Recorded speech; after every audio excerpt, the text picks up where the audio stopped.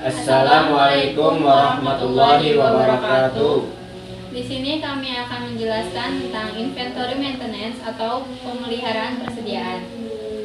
Dalam mata kuliah manajemen logistik yang diampu oleh dosen Ibu Nuri Kartini MT.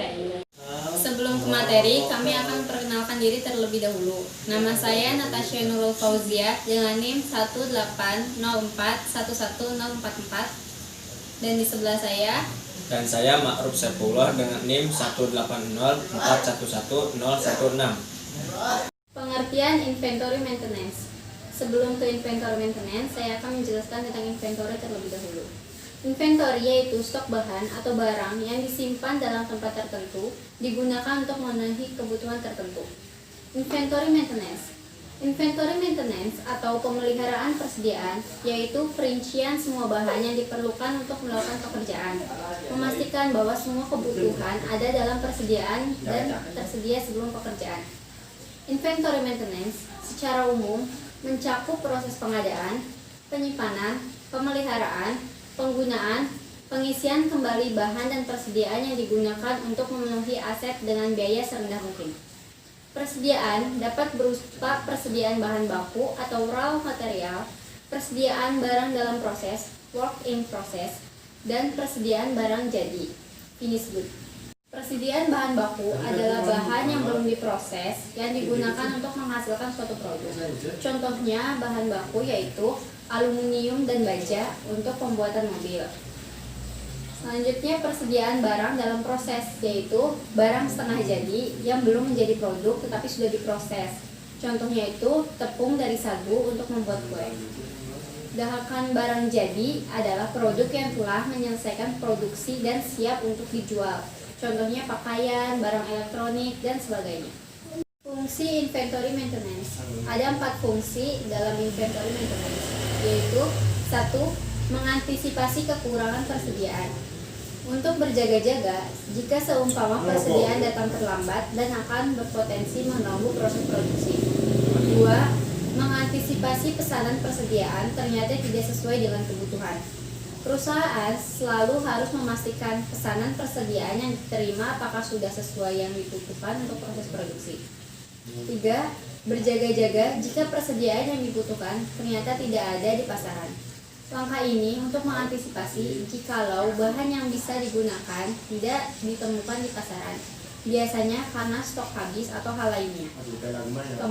Menjamin lancarnya proses produksi. Terutama bagi perusahaan yang berfokus dalam memproduksi barang, proses produksi harus dipastikan tetap berjalan. Hal ini dilakukan supaya tetap bisa meraih keuntungan dan menyediakan kebutuhan bagi konsumen. Biaya-biaya dalam inventory maintenance. 1. Biaya penyimpanan, holding cost atau carrying cost, yaitu biasa yang dikeluarkan untuk menyimpan barang-barang yang telah dipesan. Yang termasuk dalam biaya penyimpanan yaitu biaya yang berhubungan dengan tempat penyimpanan, biaya modal, biaya asuransi, dan biaya pajak. 2. Biaya pemesanan atau order cost, yaitu biaya-biaya yang berhubungan dengan kegiatan pemesanan barang, mulai dari penempatan pemesanan atau order hingga tersedianya barang tersebut. Yang termasuk dalam biaya pemesanan yaitu pesanan dalam surat menyurat, sarana komunikasi, pengiriman barang, dan pemeriksaan barang. 3. Biaya persiapan atau setup cost, yaitu biaya yang terdiri dari biaya mesin-mesin yang menganggur, biaya persiapan tenaga kerja langsung, dan biaya penjadwalan. 4.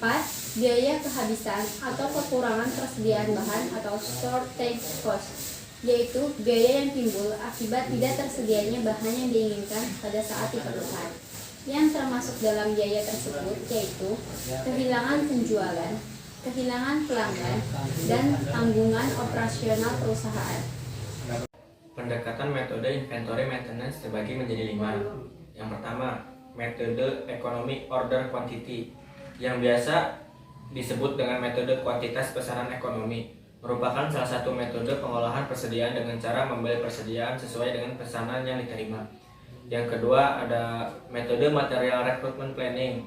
Metode ini lebih dikenal juga dengan metode perencanaan kebutuhan material, merupakan metode pengendalian serta perencanaan persediaan untuk menjamin bahan baku selalu tersedia. Yang ketiga, metode just in time. Metode ini juga mempunyai istilah lain, yaitu metode tepat waktu. Memungkinkan perusahaan sebisa mungkin dibuat tidak menyetok atau memiliki persediaan. Hal ini karena jika posisi perusahaan seperti itu, biaya persediaan juga tidak akan dikeluarkan. Yang keempat ada metode analisa ABC. Dalam metode ini dilakukan penggolongan persediaan di mana dasar penggolongan tersebut adalah nilai serta persediaan. Yang kelima, metode periodic review. Dalam metode ini memungkinkan dilakukan pemesanan persediaan bahan baku dalam jarak waktu yang sama. Jadwal pesan barang sudah terjadwal secara rutin. Jadi, manajer keuangan dapat memperkirakan berapa pengeluaran untuk pembelian bahan baku tersebut. Contoh kasus inventory maintenance.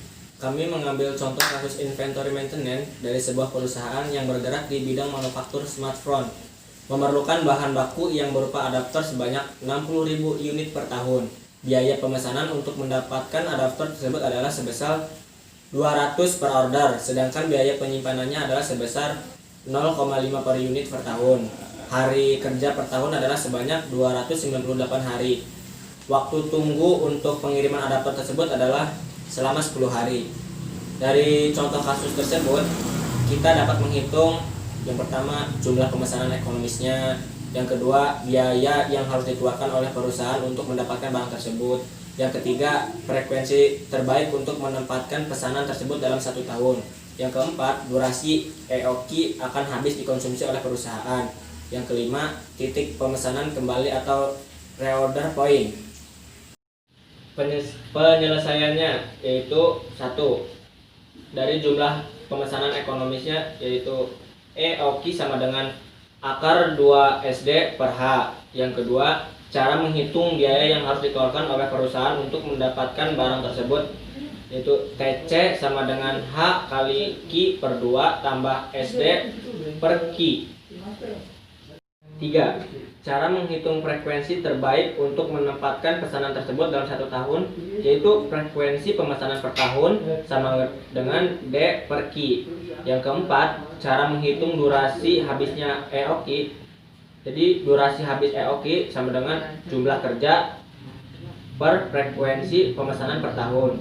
Yang kelima, cara menghitung reorder point atau titik pemesanan kembali.